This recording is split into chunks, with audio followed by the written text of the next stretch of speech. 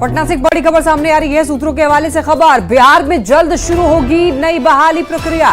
राज्य सरकार पुराने रिजर्वेशन पॉलिसी पर ही नौकरी देगी। देखिए 50% आरक्षण कोटे पर ही बिहार सरकार तैयार है। और देखिए सुप्रीम कोर्ट में 65% आरक्षण मामले पर सरकार को हरी झंडी नहीं मिली थी। अब कई विभाग में पेंडिंग रिजल्ट भी जारी हो सकेगा। अगले 4 दिनों में राज्य सरकार 50% आरक्षण पर ही फैसला लेगी। ज्यादा जानकारी देंगे न्यूज 18 संवाददाता रजनीश हमारे साथ जुड़ रहे हैं। रजनीश, देखिए पुराने आरक्षण का जो प्रतिशत था उस पर ही कहा जा रहा है कि बहाली होगी और जल्दी ही बहाली प्रक्रिया शुरू भी होने वाली है। क्या जानकारी है आपके पास? बिल्कुल, देखिए बिहार के लाखों छात्र छात्राओं का इंतजार खत्म होने वाला है, जो बहाली को लेकर इंतजार में थे, रिजल्ट को लेकर इंतजार में थे। क्योंकि सुप्रीम कोर्ट से जिस प्रकार से राज्य सरकार को झटका लगा और सुप्रीम कोर्ट ने जो हाई कोर्ट का फैसला था उसे सही करार दिया और 65% जो आरक्षण है वो अब बिहार में लागू नहीं होगा। यानी सुप्रीम कोर्ट ने हरी झंडी नहीं दी, जिसके बाद राज्य सरकार ने कहा जा रहा है कि लीगल एडवाइस लिया है और उसके बाद जो लीगल ओपिनियन लिया गया है उसके आधार पर अब राज्य सरकार ने फैसला ले लिया है कि अब 50% आरक्षण की सीमा के आधार पर ही बिहार में अब बहाली निकलेगी।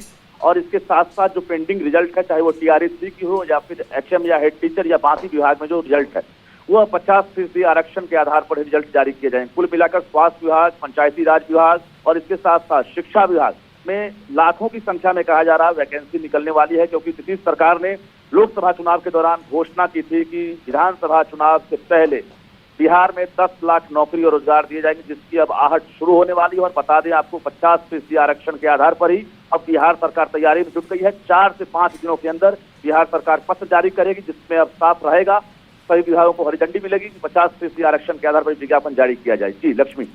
और रजनीश, बहाली को लेकर के कब नोटिस जारी किया जा सकता है? क्योंकि देखिए 4 दिनों में तो कहा जा रहा है कि जो आरक्षण प्रतिशत है उस पर फैसला लेगी सरकार।